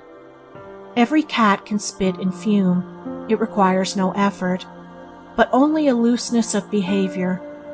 It takes a man to keep his mornings through all events, and to be painstaking and patient with the shortcomings of humanity. But patience wins. As soft water wears away the hardest rock, so patience overcomes all opposition. It gains the hearts of men. It conquers and controls. Calmness accompanies patience. It is a great and glorious quality. It is the peaceful haven of emancipated souls after their long wanderings on the tempest river ocean of passion. It makes the man who has suffered much, endured much, experienced much, and has finally conquered. A man cannot be impartial who is not calm. Excitement, prejudice, and partiality spring from disturbed passions. When personal feeling is thwarted, it rises and seethes like a stream of water that is dammed. The calm man avoids this disturbance by directing his feeling from the personal to the impersonal channel. He thinks and feels for others as well as for himself. He sets the same value on other men's opinions as his own. If he regards his work as important, he sees also that the work of other men is equally important. He does not contend for the merit of his own against the demerit of that of others. He is not overthrown, like Humpty Dumpty, with a sense of self-importance. He has put aside egotism for truth, and he perceives the right relations of things. He has conquered irritability, and has come to see that there is nothing in itself that should cause irritation. As well be irritable with a pansy because it is not a rose, as with a man because he does not see as you see. Minds differ, and the calm man recognizes the difference as facts in human nature. The calm, impartial man is not only the happiest man, He also has all his powers at his command. He is sure, deliberate, executive, and swiftly and easily accomplishes in silence what the irritable man slowly and laboriously toils through with much work. His mind is purified, poised, concentrated, and ready at any moment to be directed upon a given work with unerring power. In the calm mind all contradictions are reconciled, and there is a radiant gladness and perpetual peace. As Emerson puts it, calmness is joy fixed and habitual. One should not confound indifference with calmness, for it is at the opposite extreme. Indifference is lifeless, while calmness is growing life and full-orbed power. The calm man has partially or entirely conquered self, and having successfully battled with the selfishness within, he knows how to meet and overcome it successfully in others. In any moral content, the calm man is always the victor. So long as he remains calm, defeat is impossible. Self-control is better than riches and calmness in a perpetual benediction. Wisdom abides with the impartial man. Her counsel guides him, her wings shield him. She leads him along pleasant ways to happy destinations. Wisdom is many-sided. The wise man adapts himself to others. He acts for their good, yet never violates the moral virtues or the principles of right conduct. The foolish man cannot adapt himself to others. He acts for himself only, and continually violates the moral virtues and the principles of right conduct. There is a degree of wisdom in every act of impartiality, and once a man has touched and experienced the impartial zone, he can recover it again and again until he finally establishes himself in it. Every thought, word, and act of wisdom tells on the world at large, for it is fraught with greatness. Wisdom is a well of knowledge and a spring of power. It is profound and comprehensive, and so it is exact and all-inclusive as to embrace the smallest details. In its spacious greatness, it does not overlook the small. The wise mind is like the world. It contains all things in their proper place and order, and is not burdened thereby. Like the world also, it is free and unconscious of any restrictions, yet it never loses, is never erring, is never sinful and repentant. Wisdom is the steady, grown-up being of whom folly was the crying infant. It has outgrown the weakness and dependence, the errors and punishments of infantile ignorance, and is erect, poised, strong, and serene. The understanding mind needs no external support. It stands of itself on the firm ground of knowledge, not book knowledge, but ripened experience. It has passed through all minds, and therefore knows them. It has traveled with all hearts, and knows their journeying in joy and sorrow. When wisdom touches a man, he is lifted up and transfigured. He becomes a new being with new aims and powers, and he inhabits a new universe in which to accomplish a new and glorious destiny. Such is the pillar of impartiality, which adds its massive strength and incomparable grace to support and beautify the temple of prosperity. End of Chapter 8. Chapter 9. Eighth Pillar. Self-Reliance. Every young man ought to read Emerson's essay on self-reliance. It is the manliest, most virile essay that was ever penned. It is calculated to cure alike those two mental maladies common to youth, namely, self-deprecation and self-conceit. It is almost as sure to reveal to the prig the smallness and emptiness of his vanity, as it is to show the bashful man the weakness and ineffectuality of his diffidence. It is a new revelation of manly dignity, as much a revelation as any that was vouchsafed to ancient seer and prophet, and perhaps a more practical, eminently suited to his mechanic age, coming as it does from a modern prophet of a new type and called in a new race, and its chief merit is its powerfully tonic quality. Let not self-reliance be confounded with self-conceit, for as high and excellent as the one, just so low and worthless as the other. There cannot be anything mean in self-reliance, while in self-conceit there cannot be anything great. The man that never says no when questioned on subjects of which he is entirely ignorant, to avoid, as he imagines, being thought ignorant, but confidently puts forth guesses and assumptions as knowledge, will be known for his ignorance, and ill-esteemed for his added conceit. An honest confession of ignorance will command respect, where a conceited assumption of knowledge will elicit contempt. The timid, apologetic man, who seems almost afraid to live, who fears that he will do something not in the approved way, and will subject himself to ridicule, is not a full man. He must imitate others, and has no independent action. He needs that self-reliance which will compel him to fall back on his own initiative, and so become a new example, instead of the slavish follower of an old one. As for ridicule, he who is hurt by it is no man. The shafts of mockery and sarcasm cannot pierce the strong armor of the self-reliant man. They cannot reach the invincible citadel of his honest heart to sting or wound it. The sharp arrows of irony may rain upon him, but he laughs as they are deflected by the strong breastplate of his confidence, and fall harmless about him. Trust thyself, says Emerson. Every heart vibrates to that iron string. Throughout the ages, men have so far leaned, and do still lean, upon external makeshifts, instead of standing upon their own native simplicity and original dignity. The few who have had the courage so to stand have been singled out and elevated as heroes, and he is indeed the true hero who has the hardihood to let his nature speak for itself, who has that strong mettle that enables him to stand upon his own intrinsic worth.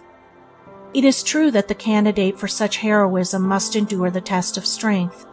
He must not be shamed from his ground by the bugbears of the initiate conventionalist. He must not fear for his own reputation or position, or for his standing in the church or his prestige in local society. He must learn to act and live as independently of these considerations as he does of the current fashions in the antipodes. Yet when he has endured this test, and standard and odium have failed to move or afflict him, he has become a man indeed, one that society will have to reckon with, and finally accept on his own terms. Sooner or later, all men will turn to the guidance of the self-reliant man, and while the best minds do not make a prop of him, they respect and value his work and worth, and recognize his place among the goods that have gone before. It must not be thought an indication of self-reliance to scorn to learn. Such an attitude is born of a stubborn superciliousness which has the elements of weakness and is prophetic of a fall, rather than the elements of strength and the promise of high achievement which are characteristic of self-reliance. Pride and vanity must not be associated with self, rests upon incidentals and appurtenancies, on money, clothing, property, prestige, position, and these lost, all is lost. Self-reliance rests upon essentials and principles, on worth, probity, purity, sincerity, character, truth, and whatever may be lost is of little account, for these are never lost. Pride tries to hide its ignorance by ostentation and assumption, and is unwilling to be thought a learner in any direction. It stands, during its little fleeting day, on ignorance and appearance, and the higher it is lifted up today, the lower it will be cast down tomorrow. Self-reliance has nothing to hide, and is willing to learn, and while there can be no humility where pride is, self-reliance and humility are compatible. Nay, more, they are complementary, and the sublime form of self-reliance is only found associated with the profoundest humility. Extremes meet, says Emerson, and there is no better example than the haughtiness of humility. No aristocrat, no prince born to the purple, can begin to compare with the self-respect of the saint. Why is he so lowly? but that he knows that he can well afford it, resting on the largeness of the God in him. It was Buddha who, in this particular, said, "Those who, either now or after I am dead, shall be a lamp unto themselves, relying upon themselves only, and not relying upon any external help, but holding fast to the truth as their lamp, and seeking their salvation in the truth alone, shall not look for assistance to anyone beside themselves. It is they among my disciples who shall reach the very topmost height, but they must be willing to learn." In this saying, the repeated insistence on the necessity for relying upon oneself alone, coupled with the final exhortation to be eager to learn, is the wisest utterance on self-reliance that I know. In it, the great teacher comprehends that perfect balance between self-trust and humility which the man of truth must acquire. Self-trust is the essence of heroism. All great men are self-reliant, and we should use them as teachers and exemplars, not as props and perambulators. A great man comes who leans upon no one, but stands alone in the solitary dignity of truth, and straightway the world begins to lean upon him, begins to make him an excuse for spiritual indolence and a destructive self-abasement. Better than cradling our vices in the strength of the great would be to newly light our virtues at their luminous lamp. If we rely upon the light of another, darkness will overtake us, but if we rely upon our own light, we have to but keep it burning. We may draw light from another and communicate with it, but to think it sufficient while our own lamp is rusting is neglect, is shortly to find ourselves abandoned in darkness. Our own inner light is the light which never fails us. What is the inner light of the Quakers but another name for self-reliance? We should stand upon what we are, not upon what another is. But I am so small and poor, you may say. Well, stand upon that smallness, and presently it will become great. A babe's needs are to suckle and cling, but not so a man. Henceforth he goes upon his own limbs. Men pray to God to put their hands that which they are framed to reach out for, to put into mouth the food for which they should strenuously labor. But men will outgrow this spiritual infancy. The time will come when men will no more pay a priest to pray for them and preach to them. Man's chief trouble is a mistrust of himself, so that the self-trusting man becomes a rare and singular spectacle. If a man look upon himself as a worm, what can come out of him but an ineffectual wriggling? Truly, he that humbleth shall be exalted, but not he that degradeth himself. A man should see himself as he is, and if there is any unworthiness in him, he should get rid of it, and retain and rely upon that which is of worth. A man is only debased when he debases himself. He is exalted when he lives an exalted life. Why should a man, with ceaseless iterations, draw attention to his fallen nature? There is a false humility which takes a sort of pride in vice. If one has fallen, it is that he may rise and be the wiser for it. If a man falls into a ditch, he does not lie there and call upon every passer-by to mark his fallen state. He gets up and goes on his way with greater care. So if one has fallen into the ditch of vice, let him rise and be cleansed, and go on his way rejoicing.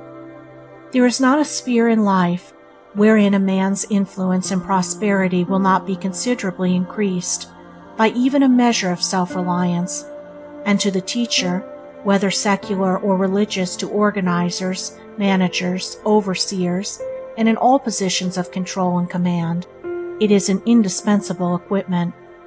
The four grand qualities of self-reliance are: 1. Decision. 2. Steadfastness. 3. Dignity. 4. Independence. Decision makes a man strong. A man who is to play a speaking part, however small, in the drama of life, must be decisive and know what he is about. Whatever he doubts, he must not doubt his power to act. He must know his part in life, and put all energy into it. He must have some solid ground of knowledge from which to work, and stand securely on that. It may only be the price and quality of stock, but he must know his work thoroughly, and know that he knows it. He must be ready at any time to answer for himself when his duty is impugned. He should be so well grounded upon his particular practice as to not be affected with hesitation on any point or in any emergence. It is a true saying that the man that hesitates is lost. No one believes in him who does not believe in himself, who doubts, halts, and wavers, and cannot extricate himself from the tangled threads of two courses. Who would deal with a tradesman who did not know the price of his own goods, or was not sure where to find them? A man must know his business. If he does not know his own, who shall instruct him? He must be able to give a good report of the truth that is in him. He must have that touch which skill and knowledge can only impart. Certainty is a great element in self-reliance. To have weight, a man must have some truth to impart, and all skill is a communication of truth. He must speak with authority, and not as the scribes. He must master something, and know he has mastered it, so as to deal with it lucidly and understandingly, in the way of a master, and not to remain always as an apprentice. Indecision is a disintegrating factor. A minute's faltering may turn back the current course of success. Men who are afraid to decide quickly for fear of making a mistake nearly always make a mistake when they do act. The quickest in thought and action are less liable to blunder, and it is better to act with decision and make a mistake than to act with indecision and make a mistake. For in the former case there is but error, but in the latter, weakness is added to error. A man should be decided always, both where he knows and where he does not know.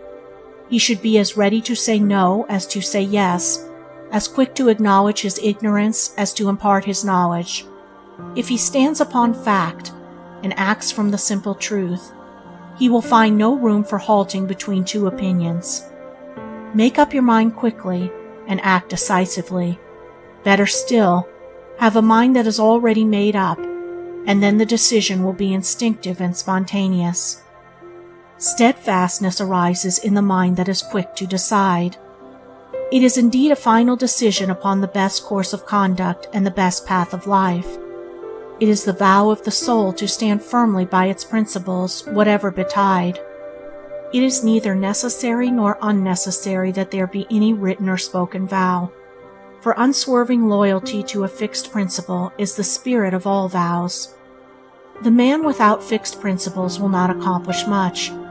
Expediency is the quagmire in a thorny waste, in which a man is continually sticking in the shifting mud of his own moral looseness, and is pricked and scratched with the thorns of his own self-created disappointments. One must have some solid ground on which to stand among one's fellows. He cannot stand on the bog of concession. Shiftiness is a vice of weakness, and the vices of weakness do more to undermine character and influence than the vices of strength. The man that is vicious, through excess of animal strength, takes a shorter cut to truth. When one understands that power is adaptable to both good and bad ends, it will not surprise him that the drunkards and harlots should reach the kingdom of heaven before the diplomatic religionists. They are at least thorough in the course which they have adopted, vile though it may be, and thoroughness is strength. It only needs that strength to be turned from bad to good, and lo, the loathed sinner has become the lofty saint. A man should have a firm, fixed, determined mind. He should decide upon those principles which are best to stand by in all issues, and which will most safely guide him through the maze of conflicting opinions, and inspire him with unflinching courage in the battle of life. Having adopted his principles, they should be more to him than gain or happiness, more even than life itself, and if he never deserts them, he will find that they will never desert him. They will defend him from all enemies, deliver him safely from all dangers, light his pathway through all darkness and difficulties. They will be to him a light in darkness, a resting place from sorrow, and a refuge from the conflicts of the world. Dignity clothes, as with a majestic garment, the steadfast mind. He who is as unyielding as a bar of steel when he is expected to compromise with evil, and as supple as a willow wand in adapting himself to that which is good, carries about with him a dignity that calms and uplifts others by its presence. The unsteady mind, the mind that is not anchored to any fixed principles, that is stubborn where its own desires are threatened, and yielding where its own moral welfare is at stake, has no gravity, no balance, no calm composure. The man of dignity cannot be downtrodden and enslaved, because he has ceased to tread upon and enslave himself. He at once disarms, with a look, a word, a wise and suggestive silence, any attempt to demean him. His mere presence is a wholesome reproof to the flippant and the unseemly, while it is a rock of strength to the lover of the good. But the chief reason why the dignified man commands respect is, not only that he is supremely self-respecting, but that he graciously treats all others with a due esteem. Pride loves itself, and treats those beneath it with supercilious contempt, for love of self and contempt for others are always found together in equal degrees, so that the greater the self-love, the greater the arrogance. True dignity arises, not from self-love, but from self-sacrifice, that is, from unbiased adherence to a fixed central principle. The dignity of the judge arises from the fact that in the performance of his duty he sets aside all personal consideration and stands solely upon the law.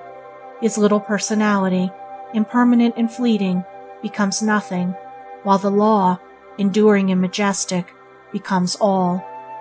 Should a judge, in deciding a case, forget the law and fall into personal feeling and prejudice, his dignity would be gone. So the man of a stately, pure character stands upon the divine law, and not upon personal feeling, for immediately when a man gives way to passion, he has sacrificed dignity, and takes his place as one of the multitude of the unwise and uncontrolled. Every man will have composure and dignity in the measure that he acts from a fixed principle. It only needs that the principle be right, and therefore unassailable. So long as a man abides by such a principle, and does not waver or descend into the personal element, attacking passions, prejudices, and interests, however powerful, will be weak and ineffectual before the conquerable strength of an incorruptible principle, and will at last yield their combined and unseemly confusion to his single and majestic right. Independence is the birthright of the strong and well-controlled man. All men love and strive for liberty. All men aspire to some sort of freedom. A man should labor for himself or for the community. Unless he is a cripple, a chronic invalid, or is mentally irresponsible, he should be ashamed to depend upon others for all he has, giving nothing in return. If one imagines that such a condition is freedom, let him know that it is one of the lowest forms of slavery. The time will come when, to be a drone in the human hive, even, as matters are now, a respectable drone and not a poor tramp, will be a public disgrace, and will no longer be respectable. Independence, freedom, glorious liberty come through labor and not from idleness, and the self-reliant man is too strong, too honorable, too upright to depend upon others, like a sucking babe, for his support. He earns with hand or brain the right to live as becomes a man and a citizen, and thus he does whether born rich or poor, for riches are no excuse for idleness. Rather they are an opportunity to labor, with the rare faculties which they afford, for the good of the community. Only he who is self-supporting is free, self-reliant, and independent. Thus is the nature of the 8 pillars explained. On what foundation they rest, the manner of their building, their ingredients, the fourfold nature of the material of which each is composed, what positions they occupy, and how they support the temple, all may now build, and he who knew perfectly may rejoice in this systematization and simplification of the moral order and prosperity. Let us now consider the temple itself, that we may know the might of its pillars, the strength of its walls, the endurance of its roof, the architectural beauty and perfection of the whole. End of Chapter 9. Chapter 10. The Temple of Prosperity. The reader who has followed the course of this book with a view to obtaining information on the details of money-making, business transactions, profit and loss in various undertakings, prices, markets, agreements, contracts, and other matters connected with the achievement of prosperity, will have noted an entire absence of any instruction on these matters of detail. The reason for this is fourfold, namely, first, details cannot stand alone, but are powerless to build up anything unless intelligently related to principles. Second, details are infinite and are ceaselessly changing, while principles are few and are eternal and unchangeable. Third, principles are the coherent factors in all details, regulating and harmonizing them, so that to have right principles is to be right in all the subsidiary details. Fourth, a teacher of truth in any direction must adhere rigidly to principles, and must not allow himself to be drawn away from them into the ever-changing maze of private particulars and personal details, because such particulars and details have only a local right and are not necessary for certain individuals, while principles are universally right and are necessary for all men. He who grasps the principles of this book so as to be able to intelligently practice them will be able to reach the heart of this fourfold reason. The details of a man's affairs are important, but they are his details, or the details of his particular branch of industry, and all outside that branch are not concerned with them. But moral principles are the same for all men. They are applicable to all conditions, and govern all particulars. The man who works from fixed principles does not need to harass himself over the complications of numerous details. He will grasp, as it were, the entire details in one single thought, and will see them through and through, illumined by the light of the principle to which they stand related, and this without friction, and with freedom from anxiety and strain. Until principles are grasped, details are regarded and dealt with as primary matters, and so viewed that they lead to innumerable complications and confused issues. In the light of principles, they are seen to be secondary facts, and so seen, all difficulties connected with them are at once overcome and annulled by a reference to principles. He who is involved in numerous details without the regulating and synthesizing element of principles is like one lost in a forest, with no direct path along which to walk amid the mass of objects. He is swelled up by the details, while the man of principles contains all details within himself. He stands outside them, as it were, and grasps them in their entirety, while the other man can only see the few that are nearest to him at the time. All things are contained in principles.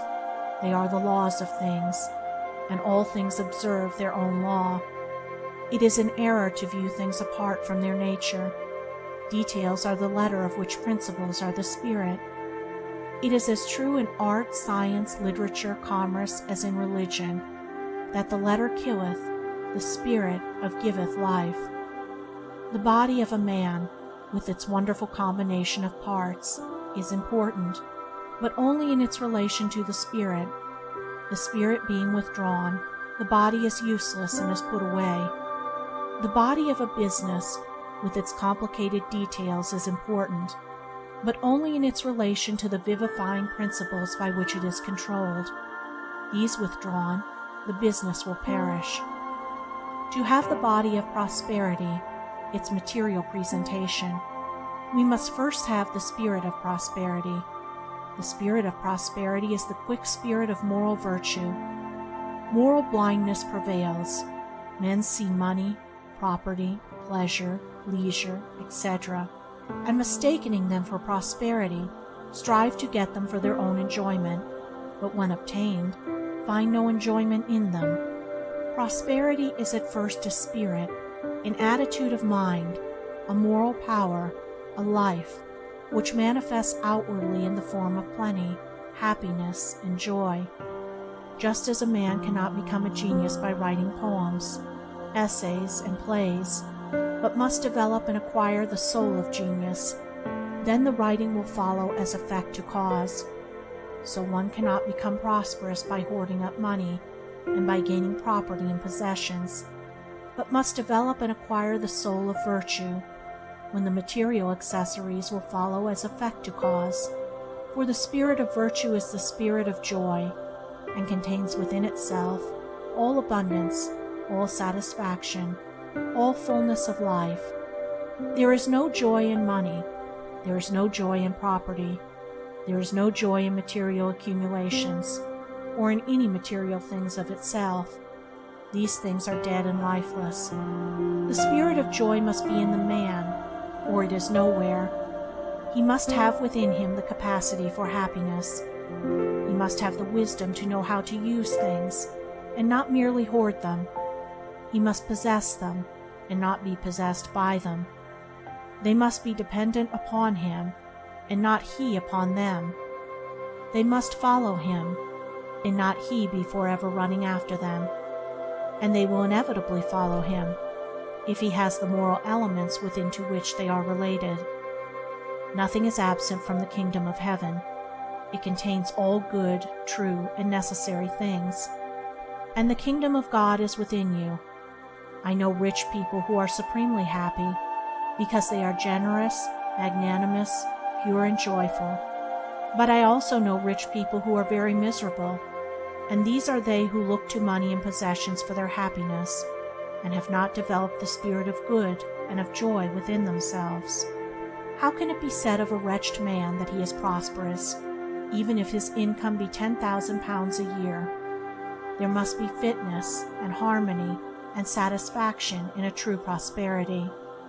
When a rich man is happy, it is that he brought the spirit of happiness to his riches, and not that the riches brought happiness to him.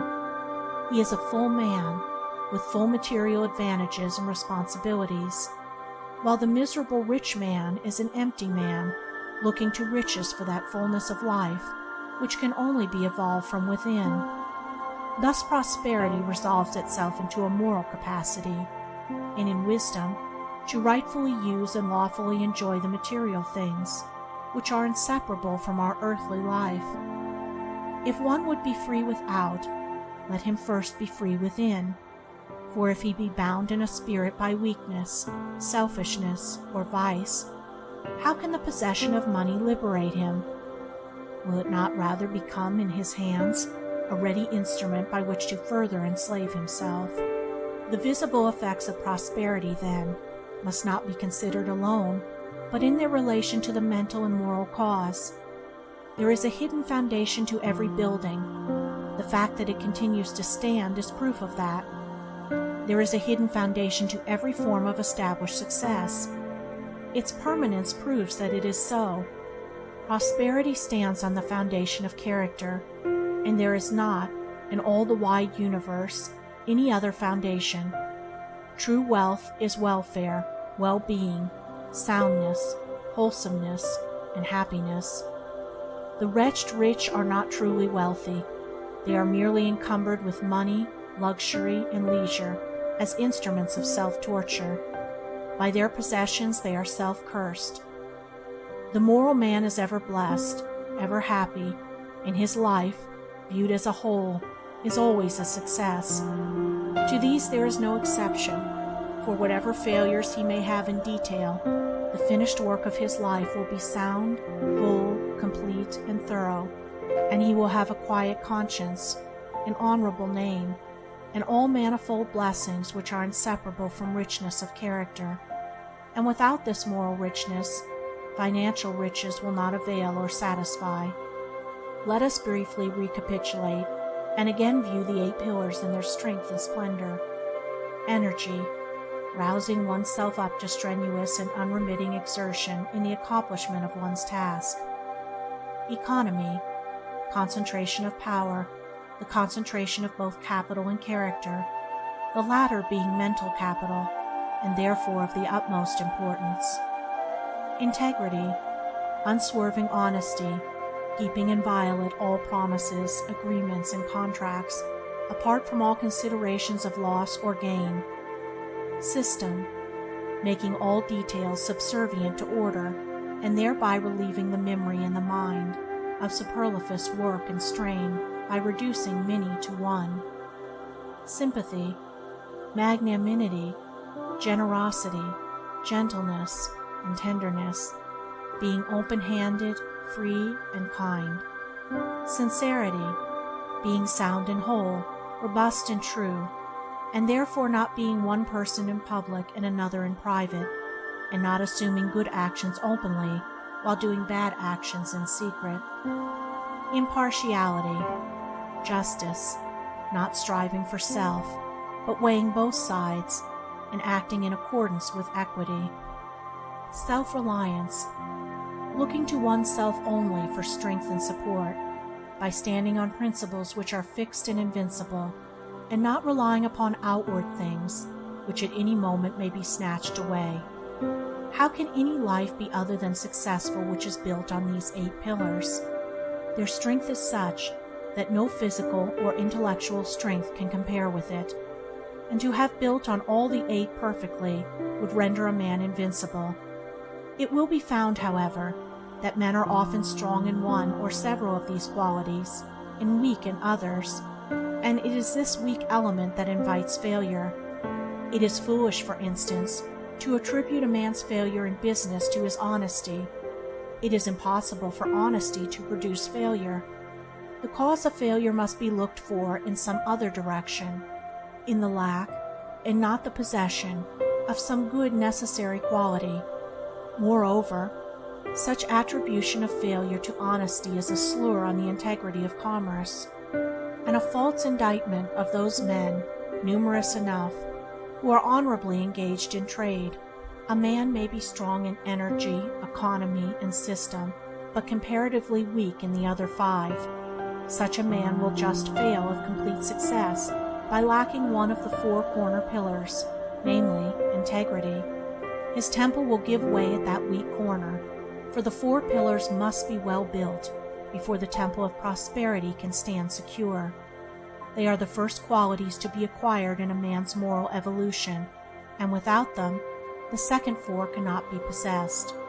Again, if a man be strong in the first 3 and lack the 4th, the absence of order will invite confusion and disaster into his affairs, and so on with any partial combination of these qualities, especially the first 4, for the second 4 are of so lofty a character that at present men cannot but possess them, with rare exception, in a more or less imperfect form.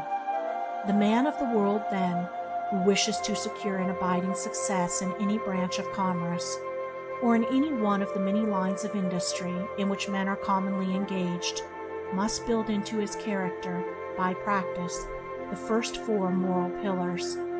By these fixed principles he must regulate his thought, his conduct, and his affairs, consulting them in every difficulty, making every detail serve them, and above all, never deserting them under any circumstance, to gain some personal advantage or to save some personal trouble. For so to desert them is to make oneself vulnerable to the disintegrating elements of evil, and to become assailable to accusations from others. He who so abides by these 4 principles will achieve a full measure of success in his own particular work, whatever it may be. His temple of prosperity will be well built and well supported, and will stand secure. The perfect practice of these 4 principles is within the scope of all men who are willing to study them with that object in view, for they are so simple and plain that a child could grasp their meaning, and their perfection in conduct does not call for an unusual degree of self-sacrifice, though it demands some self-denial and personal discipline, without which there can be no success in this world of action. The second 4 pillars, however, are principles of a more profound nature, are more difficult to understand and practice, and call from the highest degree of self-sacrifice and self-effacement. Few, at present, can reach the detachment from the personal element which their perfect practice demands, but the few who accomplish this in any marked degree will vastly enlarge their powers and enrich their life, and will adorn their temple of prosperity with a singular and attractive beauty which will gladden and elevate all beholders long after they have passed away. But those who are beginning to build their temple of prosperity in accordance with the teaching of this book must bear in mind that a building requires time to erect, and must be patiently raised up, brick by brick and stone by stone, and the pillars must be firmly fixed and cemented, and labor and care will be needed to make the whole complete. And the building of this inner mental temple is none the less real and substantial because invisible and noiseless, for in the raising up of his, as in the raising of Solomon's temple, which was 7 years in building, it can be said, there was neither hammer nor axe, nor any tool of iron heard in the house, while it was in the building. Even so, O reader, construct thy character, raise up the house of thy life, build up thy temple of prosperity. Be not as the foolish who rise and fall upon the uncertain flux of selfish desires, but be at peace in thy labor, crown thy career with completeness, and so be numbered among the wise who, without uncertainty, build upon a fixed and secure foundation, even upon the principles of truth, which endure forever. End of Chapter 10. Recording by Andrea Fiore. www.andreafiore.name. End of